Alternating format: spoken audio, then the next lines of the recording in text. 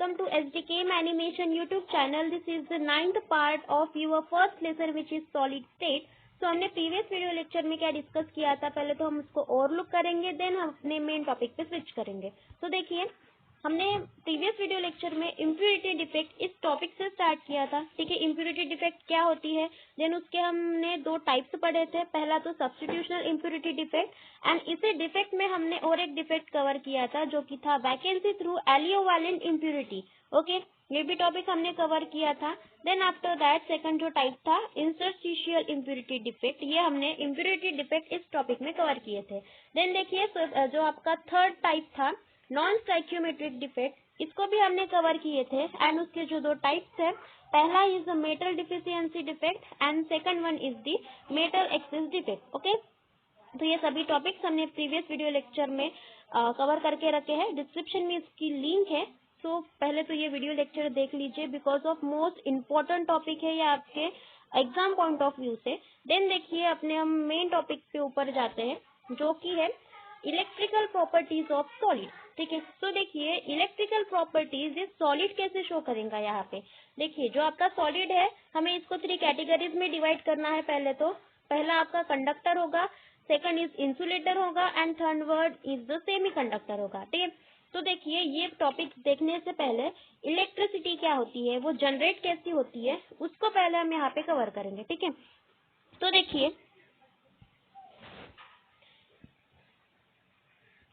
So electricity is nothing but current. ठीक है, जब आपका करंट प्रोड्यूस होता है तभी आपकी इलेक्ट्रिसिटी जनरेट होती है। तो ये करंट कैसे प्रोड्यूस होता है, तो वी ऑल नो जब फ्री इलेक्ट्रॉन्स प्रेजेंट होते हैं तब वहां पे इलेक्ट्रिसिटी मीन्स जो आपका करंट है उसका फॉर्मेशन होता है एंड देन इलेक्ट्रिसिटी का जनरेशन होता है। ठीक है, तो आपके पास क्या चाहिए, फ्री इलेक्ट्रॉन्स चाहिए। और ये जो फ्री इलेक्ट्रॉन्स है आपको कहाँ से मिलते हैं, जो मेटल्स होते हैं। हमें सभी को पता है कि metals are the good conductor of electricity. ठीक है, तो मेटल्स अब कौन से हमारे पास, पहला तो एल्यूमिनियम, ठीक है, देन दूसरा मैग्नीशियम, कॉपर। ठीक है, ये सभी क्या है, बेस्ड मेटल्स है। ठीक है, ये मेटल क्या करते हैं, करंट का फॉर्मेशन करते हैं, मतलब इनके पास फ्री इलेक्ट्रॉन्स होते हैं और वो फ्री इलेक्ट्रॉन्स वो मतलब लॉस करते हैं। ठीक है, जो आपके एल्यूमिनियम है, मैग्नीशियम है, ठीक है, कॉपर है, ये अपने इलेक्ट्रॉन लॉस करते हैं एंड ये लॉस इलेक्ट्रॉन उनकी जो मूवमेंट होती है ये फ्री होती है एंड उस फ्री मूवमेंट से वहां पे करंट का फॉर्मेशन होता है एंड उसी करंट को हम क्या कहते हैं कि वहां पे इलेक्ट्रिसिटी जनरेट हो गई है। तो अब देखिए, ये जो इलेक्ट्रिसिटी हमें किसके थ्रू जनरेट करनी है, तो सॉलिड मटेरियल के थ्रू हमें यहाँ पे इलेक्ट्रिसिटी जनरेट करनी है। ठीक है, तो अब ये कैसे पॉसिबल है, तो देखिए हमने सॉलिड को 3 कैटेगरीज में यहाँ पे डिवाइड करके रखा है। पहला तो आपका conductor, then insulator and third one is the semi conductor. इसको थोड़ा सा मीन्स जनरली अगर हम उनके बारे में बताएं तो कंडक्टर मतलब हमें इतना पता है कि they are a good conductor of electricity. ठीक है, मतलब वो इलेक्ट्रिसिटी कंडक्ट करने के लिए बहुत अच्छे होते हैं, कैपेबल होते हैं। ठीक है, वही अगर हमने इंसुलेटर में देखा तो बैड कंडक्टर। ठीक है, जैसे कि आपके गैसियस मॉलिक्यूल है वो क्या हो गए आपके बैड कंडक्टर। अगर सिंपल लैंग्वेज में कहूँ तो जो प्लास्टिक है ये क्या है, हमारी बैड कंडक्टर है। जो वुड है वो क्या है, बैड कंडक्टर है। ठीक है, मतलब ही इंसुलेटर उस प्रॉपर्टी में आएगा। बट देखिए, इन केस ऑफ हमें सॉलिड मीन्स सॉलिड में पढ़ना है। ठीक है, तो यहाँ पे हमें जो एग्जाम्पल्स है नॉन मेटल्स के लेने पड़ेंगे। ठीक है, मॉलिक्यूलर सॉलिड्स के लेने पड़ेंगे। सो वो सभी हम यहाँ पे डीप में स्टडी करने वाले हैं। अब देखिए सेमी कंडक्टर, सेमी मीन्स देखिए सेमी मीन्स हाफ नेचर। ठीक है, एंड कंडक्टर मतलब ही जो आपका सेमी कंडक्टर है ये ड्यूअल नेचर शो करता है और we can say intermediate property show करता है कंडक्टर की और किसकी, इंसुलेटर की, दोनों की तरह वो बिहेव करता है। अब चलिए मेन टॉपिक के ऊपर आते हैं, कंडक्टर्स के बारे में। ठीक है, इन टर्म्स ऑफ सॉलिड यहाँ पे उन्होंने क्या मतलब हमें इंफॉर्मेशन दी है। तो देखिए, solid having electrical conductivities in the range 10 to the power 4 to 10 to the power 7 ohm inverse and metre inverse. ठीक है, सो इसे हम क्या कहेंगे, कंडक्टर्स कहेंगे।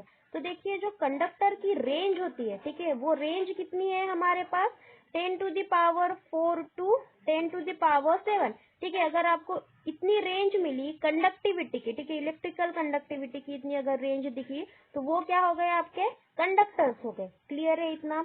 देन देखिए second point, metal and electrolytes are the example of electrical conductors. ठीक है, जो आपके मेटल्स है, मेटल्स देखिए हमने अभी अभी पढ़ा, एल्यूमिनियम, कॉपर वगैरह, तो ये आपके मेटल्स। एंड इलेक्ट्रोलाइट मतलब क्या, तो हमने जो देखिए सेकंड लेसन था हमारा सोल्यूशन में, वहां पे भी पढ़ा है इलेक्ट्रोलाइट मतलब क्या, आयोनिक सॉलिड्स होते हैं। ठीक है, देखिए अब यहाँ पे कंसिडर करेंगे NaCl। ठीक है, तो NaCl अगर ये ब्रेक हो जाए तो आपको किसका फॉर्मेशन देता है, Na plus and Cl minus.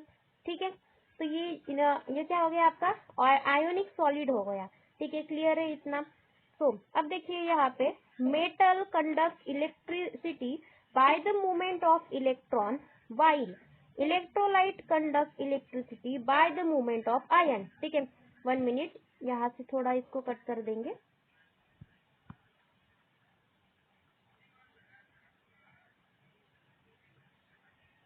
सी जो आपके मेटल्स है यहाँ पे, ठीक है, वो इलेक्ट्रिसिटी कंडक्ट करते हैं बाय द मूवमेंट ऑफ किसके, इलेक्ट्रॉन के। वी ऑल नो जो हमारे मेटल्स होते हैं वो इलेक्ट्रिसिटी कंडक्ट कर रहे हैं, but with the help of free electrons. ठीक है, मेटल में फ्री इलेक्ट्रॉन्स होते हैं, वो अपने इलेक्ट्रॉन को फ्री करते हैं एंड वो इलेक्ट्रॉन मूवमेंट करने के लिए कैपेबल होते हैं एंड वो वहाँ पे करंट का फॉर्मेशन करते हैं। ठीक है, क्लियर है इतना? मेटल में किसकी वजह से करंट प्रोड्यूस हो रहा है, तो आपके इलेक्ट्रॉन की वजह से।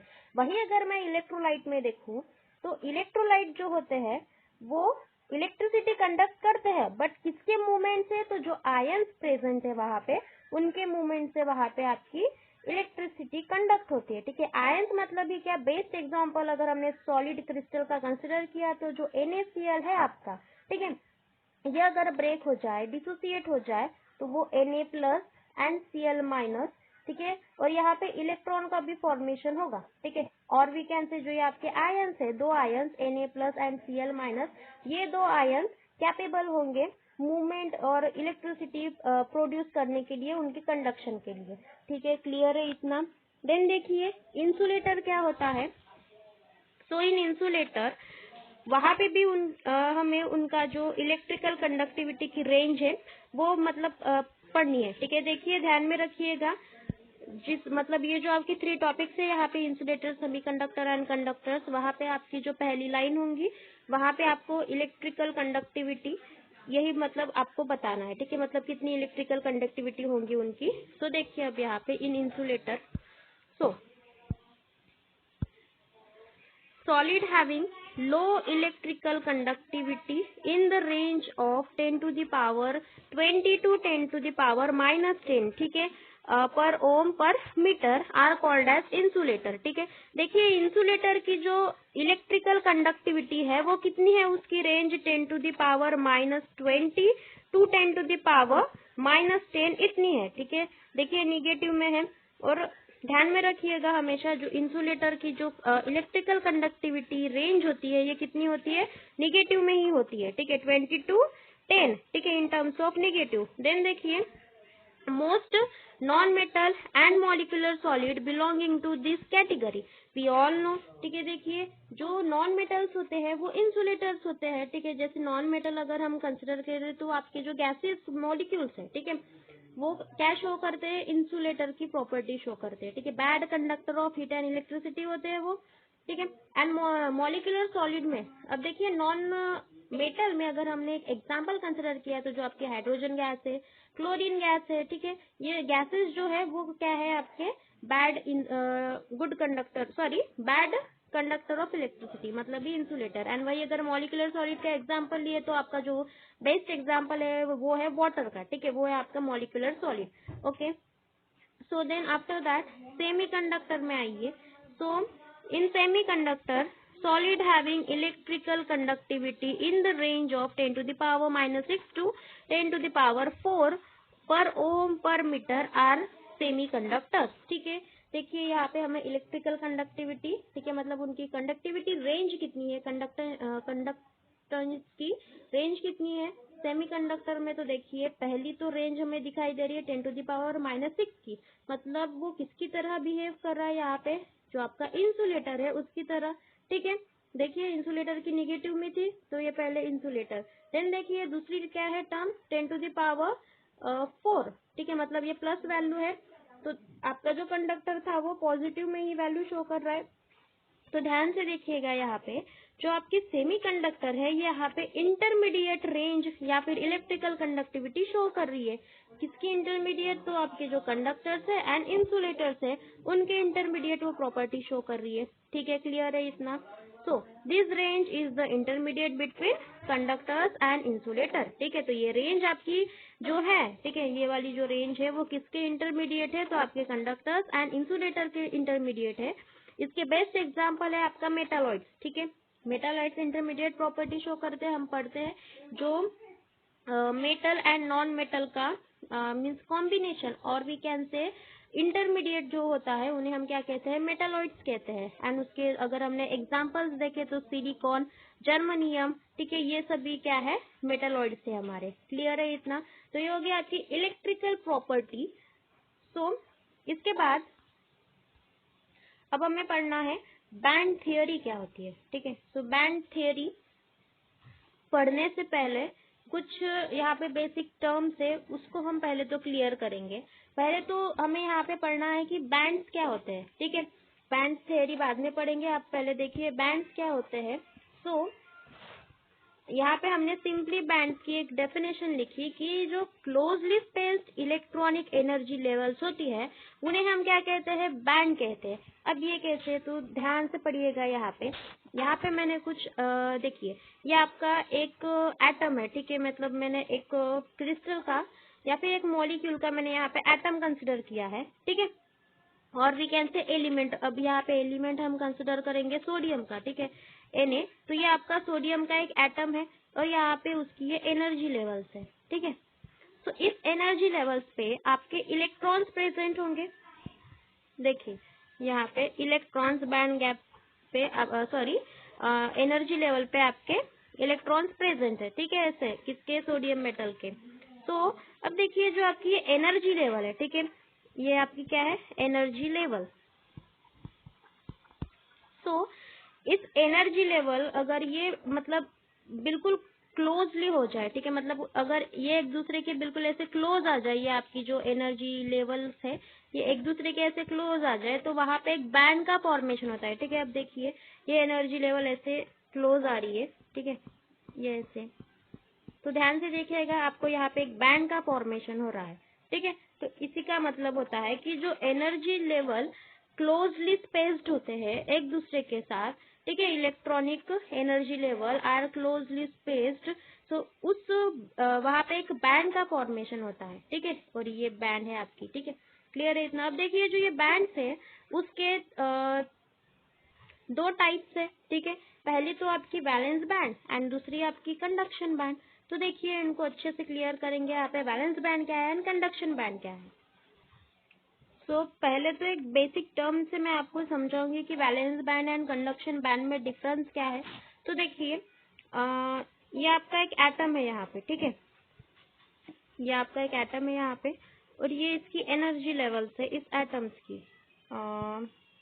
ठीक है, ऐसे एनर्जी लेवल यहाँ पे हम ड्रॉ करेंगे। आपके एटम की एनर्जी लेवल्स है। ठीक है, सो अब देखिए ये जो आपकी बैंड है यहाँ, ओके, ये वाली जो बैंड है आपकी, इसे sorry not a band, energy level. Okay, so ये एनर्जी लेवल जो है आपकी, या फिर वी कैन से ये जो बैंड है हमारा, इसे हम क्या कहेंगे, वैलेंस बैंड। ठीक है, ये आपका कौन सा बैंड है, वैलेंस बैंड है। ठीक है, एंड यहाँ पे आपकी कंडक्शन बैंड प्रेजेंट है। ओके, ये आपकी कंडक्शन बैंड है यहाँ पे। सो अब देखिए यहाँ पे जो आपकी वैलेंस बैंड है यहाँ पे इलेक्ट्रॉन्स प्रेजेंट है। ठीक है, कुछ इलेक्ट्रॉन्स ऐसे प्रेजेंट है, तो ये जो इलेक्ट्रॉन्स है कंडक्शन बैंड की तरफ मूव होते हैं। ठीक है, मतलब इस बैंड में शिफ्ट हो रहे हैं। ठीक है, अब ये इजीली शिफ्ट होंगे क्या? यहाँ पे कुछ एक्सटर्नल एनर्जी मतलब रिक्वायर्ड होंगी, तभी ये इलेक्ट्रॉन यहाँ से ऊपर जाएंगे। ठीक है, तो देखिए यहाँ पे थर्मल एनर्जी का यूज करके ये इलेक्ट्रॉन हम इस कंडक्शन बैंड में शिफ्ट करेंगे। ठीक है, यहाँ पे फिर आपके इलेक्ट्रॉन्स आएंगे और इस कंडक्शन बैंड में जो इलेक्ट्रॉन आ गए वो कैसे होंगे? Free to move. And conduction band में जैसे ही आपके इलेक्ट्रॉन्स एंटर करते हैं वो फ्री टू मूव होते हैं, उनमें मूवमेंट स्टार्ट होती है एंड उस मूवमेंट की वजह से वहां पे आपकी इलेक्ट्रिसिटी का फॉर्मेशन होता है। ठीक है, क्लियर है इतना? यहाँ पे बस आपको बेसिक नॉलेज में आपको मतलब बता रही हूँ, तो ध्यान से पढ़िएगा यहाँ पे। सो देखिए, देन आफ्टर दैट इसी से हमें क्या पता चल रहा है कि जो आपकी वैलेंस बैंड है, ये देखिए आपका न्यूक्लियस है। ठीक है, तो इस न्यूक्लियस के नियरेस्ट है आपकी वैलेंस बैंड एंड जो कंडक्शन बैंड है ये बहुत दूर है इस न्यूक्लियस से। ठीक है, तो देखिए ओवरऑल हमें इससे क्या पता चल रहा है, तो पॉइंट्स में आएंगे। पहले तो वैलेंस बैंड में देखिए, first point, the band having a lower energy than conduction band is the valence band. ठीक है, ये ऐसा बैंड है, ठीक है, कौन? वैलेंस बैंड, जिसके पास एनर्जी लेवल कैसी है? लो एनर्जी लेवल है देन दी कंडक्शन बैंड। ठीक है, मतलब जो आपका कंडक्शन बैंड है, ठीक है, ये आपका कंडक्शन बैंड था और ये आपकी एनर्जी लेवल और we can say valence band थी यहाँ पे, जो कि न्यूक्लियस के पास बिल्कुल प्रेजेंट है। ठीक है, तो इसकी एनर्जी लेवल कम होंगी, ऑब्वियसली कम होंगी, बिकॉज ऑफ वो किसके नियर प्रेजेंट है? तो न्यूक्लियस के नियर वो प्रेजेंट है। ठीक है, एंड जो न्यूक्लियस होता है वो इलेक्ट्रॉन की, मतलब न्यूक्लियस हमारा कैसा होता है? पॉजिटिवली चार्ज होता है, तो वो इलेक्ट्रॉन को अपने तरफ अट्रैक्ट करता है। ठीक है, तो दैट्स वाई उसकी जो एनर्जी होंगी वो भी कैसी होंगी? लो होंगी फिर उस बैंड की। ठीक है, देन देखिए second point, the electron in valence bond are not free to move because they are tightly bound to the respectively nuclei. Obviously जो आपके इलेक्ट्रॉन्स होते हैं वैलेंस बैंड में प्रेजेंट है वो फ्री टू मूव नहीं होते, बिकॉज ऑफ वो अपने इलेक्ट्रॉन अपने रिस्पेक्टिव न्यूक्लियस से टाइटली हेल्ड होते हैं, टाइटली बाउंडेड होते हैं। ठीक है, अब देखिए मैंने तो आपको कहा था कि यहाँ से इलेक्ट्रॉन फिर ट्रांसफर होंगे, तो ये कैसे पॉसिबल है? तो मैंने आपको वहाँ पे उस टाइम एक चीज बताई थी कि मैं अगर यहाँ पे थर्मल एनर्जी इसको प्रोवाइड करूँ, थर्मल मीन्स हीट एनर्जी होती है। ठीक है, तो अगर मैं यहाँ पे हीट यहाँ पे प्रोवाइड करूँ, ठीक है, तो ये इलेक्ट्रॉन कैसे हो जाएंगे? फ्री हो जाएंगे, यहाँ पे एक्सपांशन हो जाएगा इस एटम का। ठीक है, एंड ये इलेक्ट्रॉन फ्री होके इस कंडक्शन बैंड की तरफ मूव होने लगेंगे। ठीक है, क्लियर है इतना? जब आप बैंड गैप पढ़ेंगे या फिर बैंड थ्योरी पढ़ेंगे ना, तब आपको सब यहाँ पे क्लियर हो जाएगा। अब देखिए कंडक्शन बैंड की तरफ आइए। कंडक्शन बैंड क्या होती है? पहला टॉपिक है, the band having a higher energy than the valence band is called as conduction band. Obviously जो आपकी बैंड होती है उसके पास हाई एनर्जी है as compare to valence band, उसे हम क्या कहेंगे? कंडक्शन बैंड कहेंगे। फिर देखिए second point, the electrons in the conduction band are free to move because they are loosely bound to the respectively nuclei. ठीक है, जो आपके इलेक्ट्रॉन्स होते हैं कंडक्शन बैंड के, वो कैसे होते हैं? फ्री होते हैं मूवमेंट के लिए। ठीक है, वो मतलब उन्हें कोई रोक टोक होती है क्या? नहीं, बिकॉज वो न्यूक्लियस से बहुत ज्यादा दूर होते हैं, तो वो फ्री टू मूव होते हैं। ठीक है, क्लियर है? इतना तो हो गया आपका कंडक्शन बैंड के बारे में। देन देखिए अब यहाँ पे हमें पढ़नी है बैंड गैप क्या होती है। सो ध्यान से पढ़िएगा, यहाँ पे आपके सभी डाउट्स क्लियर हो जाएंगे बैंड गैप में। So see band gap. Band gap की यहाँ पे डेफिनेशन है कि the energy difference between the valence band and the conductance band is called as the band gap. ठीक है, बैंड गैप मतलब क्या होता है कि जो आपकी वैलेंस बैंड है एंड कंडक्शन बैंड है, ठीक है, यहाँ पे अच्छे से ड्रॉ कर लेंगे।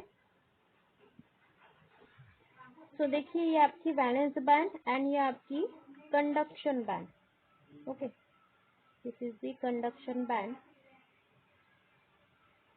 सो देखिए जो एनर्जी डिफरेंस होता है इन दोनों बैंड्स के बिटवीन, ठीक है, मतलब ये जो एनर्जी डिफरेंस है इन दोनों बैंड्स के बिटवीन, उसे हम क्या कहेंगे? बैंड गैप कहेंगे। ठीक है, एक बार और रिपीट करती हूँ, जो वैलेंस बैंड होती है एंड कंडक्शन बैंड होती है उनमें जो एनर्जी डिफरेंस होती है, और सिंपली हम कह सकते हैं कि जो गैप होती है, ठीक है, उस गैप को हम क्या कहते हैं? बैंड गैप कहते हैं। क्लियर है इतना? सो इसकी डेफिनेशन क्लियर है। देन देखिए second point, size of the band gap decides whether the electron from a valence band can be promote to the vacant conduction band और नॉट। ठीक है, अब देखिए इस पॉइंट को ध्यान से पढ़िएगा कि जो आपका साइज होता है बैंड गैप का, ठीक है, ये जो बैंड गैप है मतलब ये जो डिस्टेंस है CB and BB means valence band and conductance band में जो ये डिफरेंस है या फिर जो ये गैप है, ये गैप यहाँ पे डिसाइड करेंगी कि जो आपका इलेक्ट्रॉन है या आपकी कंडक्शन बैंड में प्रमोट करेगा या नहीं। मतलब इस वैलेंस बॉन्ड में देखिए इलेक्ट्रॉन से प्रेजेंट है, ठीक है, तो ये इलेक्ट्रॉन इस कंडक्शन बैंड में ट्रांसफर करेंगे या नहीं करेंगे, ये यहाँ पे कौन डिसाइड कर रहा है, आपका बैंड गैप यहाँ पे डिसाइड कर रहा है। क्लियर है इतना? अब देखिए अगर जो गैप है आपकी, ठीक है, अगर वो बहुत लार्ज होंगी मीन्स बड़ी होंगी, ठीक है, अब देखिए यहाँ पे दो डायग्राम हम ड्रॉ करेंगे तो आपको अच्छे से यहाँ पे क्लियर हो जाएगा। तो 1 सेकेंड। अब देखिए हमने यहाँ पे 2 डिफरेंस मतलब बैंड गैप ड्रॉ करके रखे हैं। तो देखिए ये जो आपका फर्स्ट है, यहाँ पे हमें क्या दिख रहा है कि जो आपकी वैलेंस बैंड है एंड कंडक्शन बैंड है, ठीक है, उनमें जो गैप है ये कैसी है, बहुत ज्यादा है। और ये गैप अब अगर ज्यादा रही तो क्या होगा, एंड देखिए सेकंड डायग्राम में अगर ये गैप कम रही, ठीक है, valence band and conduction band में, तो यहाँ पे मीन्स आपका इलेक्ट्रॉन प्रमोट हो सकता है या नहीं हो सकता, ये आपको यहाँ पे आपकी जो बैंड गैप की जो साइज है वो डिसाइड करेंगी। ठीक है, तो अब देखिए यहाँ पे नेक्स्ट पॉइंट पढ़िए, if gap is too large, ठीक है, if gap is too large to promote electron from a valence band to vacant conduction band by the thermal energy, this is called forbidden zone. ठीक है, अब देखिए यहाँ पे जो आपकी बैंड गैप होती है, ठीक है, अगर वो बड़ी रही, लार्ज रही, तो मैं यहाँ पे इलेक्ट्रॉन कैसे ट्रांसफर करूंगी फिर कंडक्शन बैंड में, तो जो आपकी फॉरबिडन जोन होती है, सॉरी जो थर्मल एनर्जी होती है मीन्स हीट होती है, इसका यूज करके मैं क्या करूंगी, यहाँ पे इलेक्ट्रॉन को ट्रांसफर करूंगी। अब ये कैसे, तो देखिए इसको अच्छे से ध्यान से सुनिएगा। जो आपकी अब देखिए कंडक्शन बैंड है आपकी, ठीक है, एंड ये आपकी बैंड कौन सी है, वैलेंस बैंड है। तो जब आप यहाँ पे हीट मतलब सप्लाई करोगे तो जो आपकी ये बैंड्स होंगी ये एक्सपांड होंगी, फैलेंगी, ठीक है, मतलब एक दूसरे के पास पास ऐसे आएंगी। अब पहले यहाँ पे थी प्रेजेंट, तो ये कॉन्ट्रैक्ट सॉरी एक्सपांड होके यहाँ पे आ गई, दूसरी यहाँ पे आ गई, तो इनमें जो डिस्टेंस है उनमें जो बैंड गैप है, ठीक है, ये कैसा हो गया, डिक्रीज हो गया। ठीक है, एंड ड्यू टू डिक्रीजन जो आपके इलेक्ट्रॉन्स है वैलेंस बैंड में प्रेजेंट है, ये आपके कंडक्शन बैंड में, जो आपकी कंडक्शन बैंड वैकेंट है वहां पे वो शिफ्ट इजीली हो सकते हैं। ठीक है, क्लियर है इतना? कैसे हम यहाँ पे इलेक्ट्रॉन ट्रांसफर कर रहे हैं, अगर बैंड गैप ज्यादा रहा तो वहां पे मतलब हम थर्मल एनर्जी का यूज करके इलेक्ट्रॉन को ट्रांसफर करते हैं, इसी को हम क्या कहते हैं, फॉरबिडन जोन कहते हैं। ठीक है, ध्यान में रखिएगा, ये आपका जोन कौन सा है, फॉरबिडन जोन। फिर देखिए third point, when the band gap is small. ठीक है, अब इस डायग्राम में आइए, अगर आपका बैंड गैप स्मॉल हो तो electron from higher energy level in the valence band can promote to conduct by the absorption of energy. ठीक है, देखिए जो एब्जॉर्प्शन ऑफ एनर्जी मीन्स ये जो एनर्जी है मीन्स एब्जॉर्प्शन एनर्जी का यूज करके वैलेंस बैंड में जो इलेक्ट्रॉन प्रेजेंट है मैं उनको ट्रांसफर करूंगी कंडक्शन बैंड में। ठीक है, क्लियर है इतना? ये हो गया आपका बैंड गैप का टॉपिक एंड बैंड गैप की थियोरी। इसके आगे का टॉपिक हम नेक्स्ट वीडियो लेक्चर में कवर करेंगे एंड वो आपका लास्ट वीडियो लेक्चर होगा। अगर इस वीडियो लेक्चर में आपको कोई डाउट्स होंगे तो मुझे कमेंट सेक्शन में बता दीजिए, and if you have notes for this lesson so please let me know in the comment section, and if you like this video so please like, share and subscribe to our channel. Thanks for watching.